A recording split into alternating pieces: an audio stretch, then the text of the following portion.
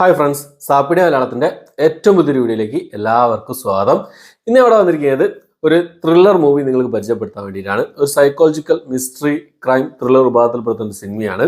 സിനിമയുടെ പ്ലോട്ട് എന്താണെന്ന് നോക്കിക്കഴിഞ്ഞാൽ, സിനിമയിൽ ഫസ്റ്റ് ആണ് കാണിക്കുന്നത് സിനിമയിലെ നായിക ഒരു ബാറിൽ ഒരു ജോലി അന്വേഷിച്ച് വരുന്നതാണ്. അപ്പോൾ അവിടുന്ന് ഒരു ജോലി കിട്ടുകയോ ചെയ്യും. അപ്പോൾ അവിടുത്തെ കുറച്ച് സീനും കാര്യങ്ങളൊക്കെ ഉണ്ട്. അതിനുശേഷം കാണിക്കുന്നത് ഒരു കടൽ തീരത്ത് ഈ ഒരു നടി മരിച്ചു കിടക്കുന്നതാണ്. പൂർണ്ണ നഗ്നയായിട്ടായിരിക്കും മരിച്ചു കിടക്കുന്നുണ്ടാവുക.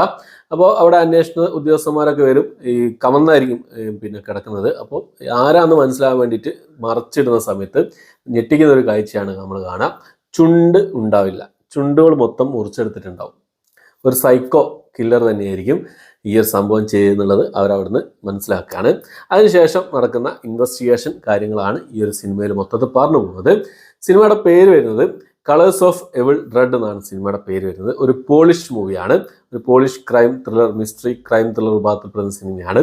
അപ്പോൾ നെറ്റ്ഫ്ലിക്സിലാണ് ഈ ഒരു സിനിമ റിലീസ് ചെയ്തിട്ടുള്ളത്. ഈ വർഷം റിലീസ് ചെയ്ത സിനിമയാണ്. അപ്പോൾ ഈ പോളിഷ് ഭാഷയിലാണെങ്കിൽ പോലും ഇംഗ്ലീഷ് ഭാഷയിൽ അവൈലബിൾ ആണ് നെറ്റ്ഫ്ലിക്സിൽ. ടീം ഗോട്ട് ഈ സിനിമയുടെ മലയാളം സബ് ടൈറ്റിൽ ചെയ്തിട്ടുണ്ട്. ഇംഗ്ലീഷ് സബ് ടൈറ്റിൽ നെറ്റ്ഫ്ലിക്സിൽ അവൈലബിൾ ആണ്.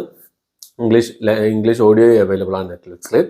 അപ്പം ഇതാണ് ഇത് സിനിമയുടെ ഒരു പ്ലോട്ട് എന്നുള്ളത്. വളരെ സ്ലോ ആയിട്ട് പറഞ്ഞു പോകുന്നൊരു ഡ്രാമ, ഒരു സ്ലോ പേസ് ഡ്രാമയാണ് ഈ സിനിമ എന്നുള്ളത്. ഈ സ്ലോ പേസ് ഡ്രാമ സിനിമകൾ, മിസ്റ്ററി ത്രില്ലർ സിനിമകളൊക്കെ ഇഷ്ടപ്പെടുന്ന ആൾക്കാർക്ക് എന്തായാലും കണ്ടു നോക്കാവുന്ന ഒരു സിനിമയാണ്.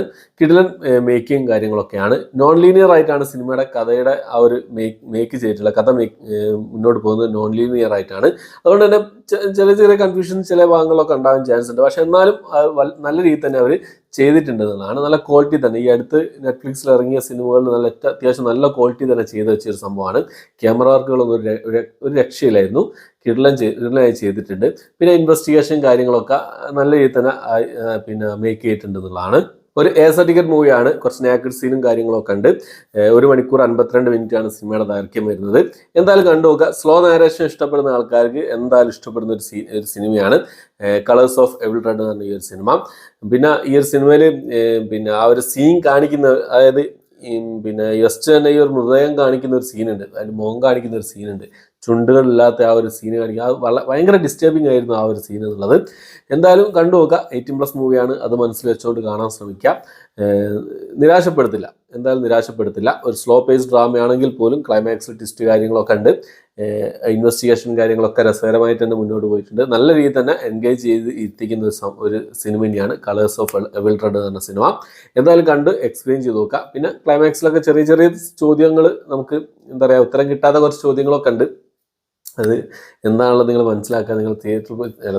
നിങ്ങൾ സിനിമ കാണാം, നെറ്റ്ഫ്ലിക്സിൽ സിനിമ കാണാം. സിനിമ കണ്ടിട്ട് നിങ്ങളുടെ അഭിപ്രായം എന്തെന്നുള്ള കമൻറ്റ് ബോക്സിൽ രേഖപ്പെടുത്താൻ ശ്രമിക്കുക. ഇതുപോലുള്ള സിനിമകളൊക്കെ ഇഷ്ടപ്പെടുന്ന ഒരുപാട് ആൾക്കാരുണ്ടാവും. ചിലപ്പോൾ കണ്ടിട്ടുണ്ടാവും. നിങ്ങൾ കണ്ടവരുണ്ടെങ്കിൽ പോലും നിങ്ങളൊന്ന് കമൻറ്റ് ബോക്സിൽ രേഖപ്പെടുത്തുക നിങ്ങളുടെ അഭിപ്രായങ്ങൾ. അപ്പോൾ നിങ്ങളുടെ അഭിപ്രായങ്ങൾ എന്തെന്നുള്ള അറിഞ്ഞാൽ ബാക്കിയുള്ളവരും കാണാൻ ഒരു ഇൻസ്പിറേഷനാണ്. എന്തായാലും ഒന്ന് കണ്ടു നോക്കുക. നിരാശപ്പെടുത്തില്ല.